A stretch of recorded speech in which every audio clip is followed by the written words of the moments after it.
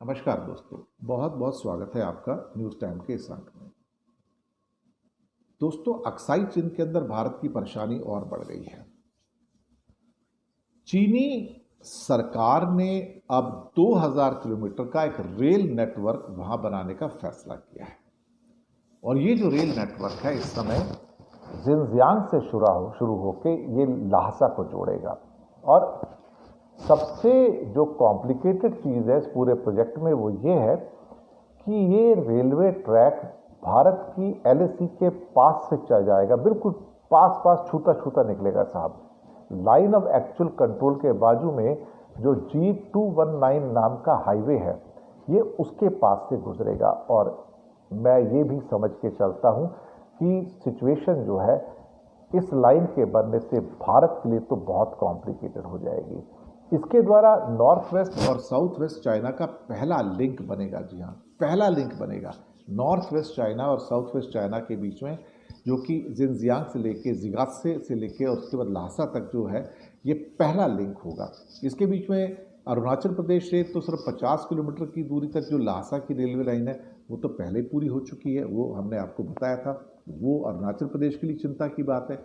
और इधर लद्दाख के लिए जो हुआ है वो अलग से। अभी तक 3 रेलवे लाइन उनकी बन चुकी हैं। जो चिंघाई ल्हासा की जो लाइन है, ल्हासा शिगात्से की जो लाइन है और ल्हासा निंगची की लाइन है, ये ऑपरेशनल है, ये अभी मौजूद है और ये ऑलमोस्ट 15,000 फुट की ऊंचाई पे रेलवे लाइनें बनाई गई हैं। लेकिन ये जो प्रोजेक्ट है उसका ये सबसे ज़्यादा महत्वपूर्ण और एम्बिशियस प्रोजेक्ट होगा, क्योंकि यहाँ पे नॉर्थ वेस्ट चाइना को साउथ वेस्ट चाइना से जोड़ने में उन्हें सफलता मिलेगी। यहाँ पर ल्हासा को जिनजियांग से जोड़ा जा रहा है और ये मिनरल्स के हिसाब से देखा जाए, स्ट्रेटजी के हिसाब से देखा जाए, मुझे लगता है कि चाइना के इतिहास में स्ट्रेटजिकली ये सबसे इम्पॉर्टेंट रेलवे लाइन होने जा रही है। भारत के लिए तो इससे ज़्यादा बुरी खबर हो नहीं सकती थी कि एलएसी के पास ऑलरेडी उनका G219 हाईवे है, जिसके द्वारा सारी सप्लाईज उनकी आती हैं। वहाँ पे होतान शहर भी जिनजियांग के अंदर है। लेकिन कभी कभी हमारी पार्लियामेंट के अंदर राजनाथ हो या जयशंकर हो या मोदी हो या अमित शाह हो, जो छाती ठोक ठोक के वादा करते हैं कि हम तो पीओके लेंगे, पीओके तो हमारा है।